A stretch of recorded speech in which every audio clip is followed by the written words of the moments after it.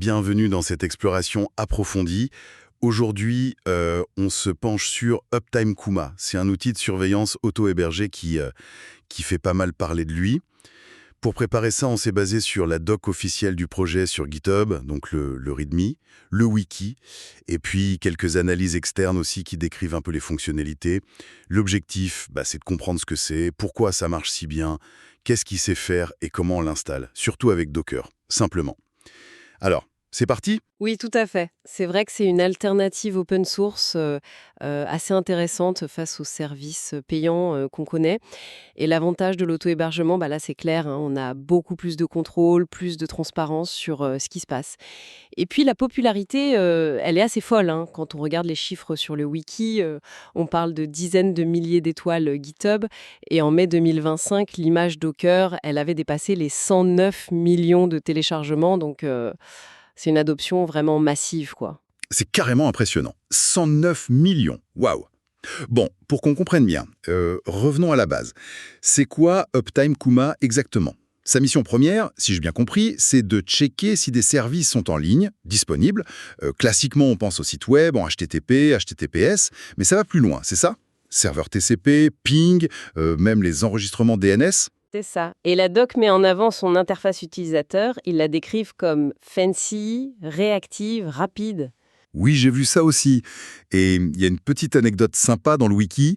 Kumai, ça veut dire ours en japonais. Ah oui, hein. L'idée, ce serait un peu un petit ours gardien qui veille sur nos services. C'est mignon, non ? C'est une image sympa, ouais. Et ce qui est intéressant, justement, c'est la variété des types de surveillance. Parce qu'au-delà du HTTP, TCP, ping, Uptime Kuma peut aller vérifier, par exemple, la présence d'un mot-clé spécifique sur une page web. Ah d'accord. Il peut interroger une API pour voir si elle renvoie le JSON qu'on attend, surveiller des serveurs de jeux Steam, ou même, tu vois, vérifier si des containers Docker tournent bien. D'accord, donc c'est assez poussé quand même, hein ? Oui, c'est assez large. Et un point technique important, c'est la fréquence des checks. On peut descendre jusqu'à toutes les 20 secondes. Toutes les 20 secondes. Ah oui, c'est très fréquent. C'est très fréquent. Comparé à beaucoup de services externes, surtout les gratuits qui sont souvent à 1 voire 5 minutes, là on a une détection quasi immédiate si quelque chose tombe. C'est un vrai plus pour une surveillance pointue. Effectivement, cette réactivité, c'est un point fort. Alors si on creuse un peu les fonctionnalités clés, qu'est-ce qui ressort ? Au-delà du simple up ou down, j'ai l'impression qu'il y a un focus sur la communication et la maintenance proactive. Par exemple, cette histoire de pouvoir créer plusieurs pages de statut public, on peut même les lier à des noms de domaine spécifiques, c'est ça ? Pour communiquer clairement sur l'état des services. Avant qu'il n'expire. Ça, pour le coup, c'est super utile pour éviter la panne bête du certificat périmé. Ah oui, ça sauve des vies, ou du moins des week-ends d'astreinte. On note aussi le support multilangue, les graphiques de latence pour voir l'évolution des temps de réponse, le ping chart, et aussi le support des proxys. Oui, si on a besoin de faire les checks depuis une autre IP, par exemple. Et puis, il y a le système de notification. Ça aussi, c'est un gros point fort. Ah oui, Les sources parlent de plus de 90 services compatibles pour envoyer les alertes. Donc, bien sûr, il y a les classiques, Telegram, Discord, Slack, l'email, mais la liste est vraiment longue. plus de 90, c'est énorme. C'est énorme, oui. Ça veut dire qu'on peut l'intégrer à peu près n'importe où, dans n'importe quel outil de communication ou de gestion d'incidents qu'on utilise déjà. D'accord, donc très flexible de ce côté-là. Très flexible. Et il y a une petite option de notification un peu moins courante, c'est le mode inversé. Le mode inversé, c'est-à-dire ? Au lieu d'être alerté quand ça tombe, t'es alerté quand ça revient en ligne après une panne. Ah d'accord, pour savoir que c'est résolu sans avoir à checker soi-même. Malin. Voilà, c'est ça. Et puis, côté sécurité de l'outil lui-même, l'authentification à 2 facteurs, la 2FA, est supportée pour l'accès admin. C'est quand même une bonne pratique vu que l'outil surveille des choses potentiellement sensibles. Oui, c'est clair. Bon, les fonctionnalités sont nombreuses, bien pensées, mais alors qu'est-ce qui explique cet engouement, cette croissance fulgurante ? C'est quoi la motivation derrière tout ça ? Le créateur, Louis Larme, sur GitHub, apparemment, il avait une double motivation au départ. D'un côté, il utilisait un autre outil, StatPing, qui n'était plus maintenu. Donc, il voulait créer une alternative auto-hébergée qui soit stable. D'accord, un besoin personnel au départ. C'est ça. Et d'un autre côté, c'était aussi une occasion pour lui de faire une interface utilisateur qu'il trouvait plus sympa, plus moderne, fancy comme ils disent, et d'expérimenter avec des technos plus récentes comme Vue 3, Vue.js, et aussi il voulait utiliser les WebSockets pour la communication entre le back-end et l'interface plutôt qu'une API REST classique. C'était un de ses objectifs techniques. Un peu la démarche du développeur passionné, quoi. Mhm. Et visiblement, ça a marché. Le wiki montre une croissance hyper rapide. 1 million de téléchargements Docker en septembre 2021, 10 millions en décembre 2021, et depuis, ça n'a fait qu'accélérer. Les étoiles sur GitHub, on est passé de 30 000 début 2023 à plus de 69 000 en mai 2025. C'est énorme comme adoption. Oui, et si on essaie d'analyser pourquoi ça a si bien pris, il y a plusieurs facteurs, je pense. Premièrement, la simplicité. L'installation, l'utilisation, surtout avec Docker, c'est vraiment accessible. Oui, on va y venir. Deuxièmement, l'interface. Clairement, elle plaît. Elle est moderne, elle est propre. Troisièmement, c'est open source, ça inspire confiance, ça crée une communauté. Et au fond, Uptime Kuma, il répond à un besoin simple et universel, savoir si mes services fonctionnent. Et il le fait de manière directe, efficace. Ça contraste avec les grosses usines à gaz de supervision d'entreprise, genre Zabbix ou Centron. Oui, c'est une autre échelle. Voilà, eux, ils font beaucoup plus de choses. Monitoring système avancé, réseau, métriques applicatives. Mais la courbe d'apprentissage, le temps de mise en place, c'est pas du tout le même investissement. Uptime Kuma, lui, il a choisi le camp de la simplicité ciblée. C'est ça. La simplicité, c'est vraiment le maître mot. Et ça se voit dans l'installation recommandée avec Docker.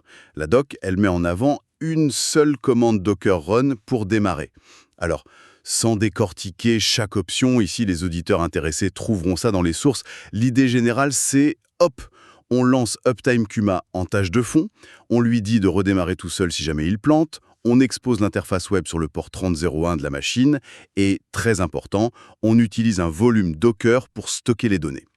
Le volume, c'est la clé pour la persistance. Exactement. Ça garantit que si on doit recréer le container, par exemple pour faire une mise à jour d'Uptime Kuma, eh bien on ne perd pas toute sa config, tout l'historique des pannes, etc. Les données restent séparées du conteneur. C'est propre. Et une fois la commande lancée, paf, on ouvre son navigateur, on tape HTTP, adresse IP du serveur .3001, et on y est. Il y a même une petite astuce dans la doc, si on compte le mettre derrière un reverse proxy genre un Jinx ou Traffic. Ce qui est souvent le cas en production. Voilà, on peut modifier la commande pour que l'interface ne soit accessible que depuis la machine elle-même, 127.0.0.1, c'est un petit plus pour la sécurité. Par contre, attention, il y a un point technique important dans le README, le volume de données, là où Uptime Kuma a écrit sa config, AppData dans le conteneur, il ne faut pas le mettre sur un partage réseau type NFS.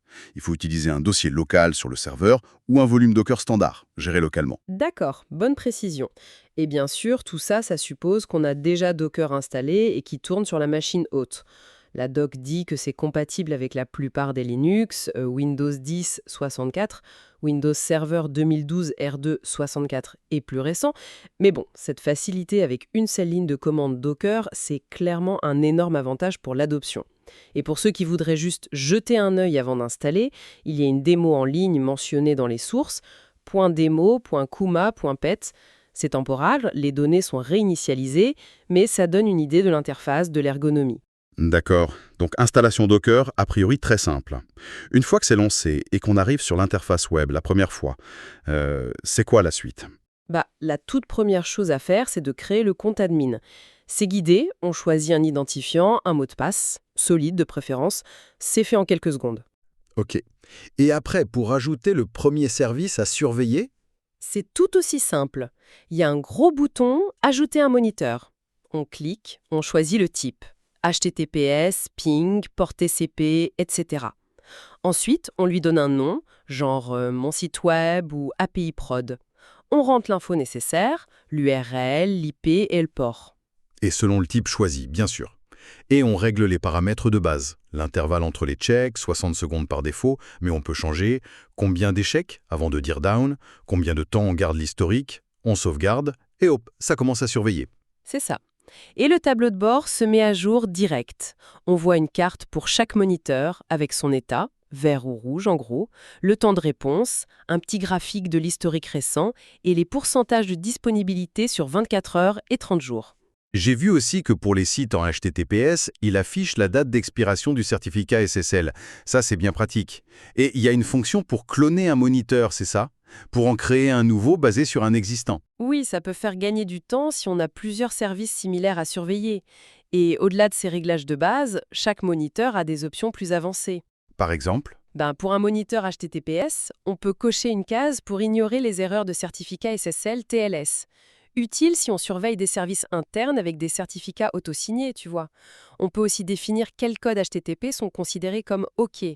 Par défaut, c'est 200 à 299, mais on pourrait vouloir accepter un 403 par exemple si on vérifie juste qu'une page est bien protégée. D'accord, on peut affiner le critère de succès. Exactement. Et si le service est protégé par une authentification HTTP basique, login mot de passe, Uptime Kuma sait le gérer. On peut renseigner les identifiants dans les options avancées du moniteur. Ok. Et je le redis, mais pour la sécurité d'Uptime Kuma lui-même, activer la 2FA dans les paramètres du compte admin, c'est vraiment recommandé.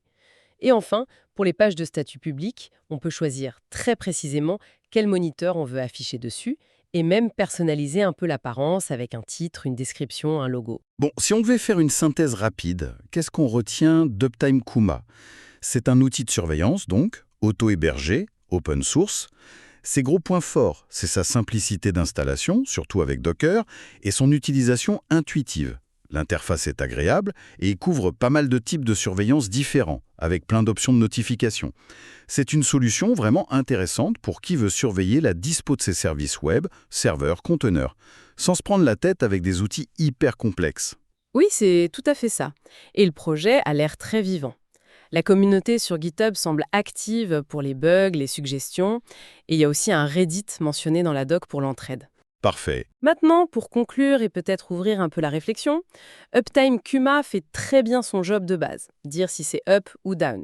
Mais la question intéressante, c'est comment on peut utiliser les données qu'il collecte de manière un peu plus proactive. C'est-à-dire? Par exemple, l'historique des temps de réponse. Est-ce qu'on pourrait l'analyser pour repérer une dégradation lente des performances avant que ça ne devienne vraiment un problème visible? Ou les alertes d'expiration de certificats. Bien sûr, c'est bien d'être prévenu, mais est-ce qu'on ne pourrait pas intégrer ça dans un processus pour anticiper encore plus? Aller au-delà de la simple réaction à une panne vers quelque chose de plus prédictif? Exactement. Comment passer de la surveillance réactive à une observabilité qui nous aide à maintenir la santé de l'infra de manière plus prédictive? C'est peut-être là que réside la prochaine étape pour vraiment tirer toute la valeur de ce genre d'outils simples mais efficaces. C'est une piste de réflexion en tout cas.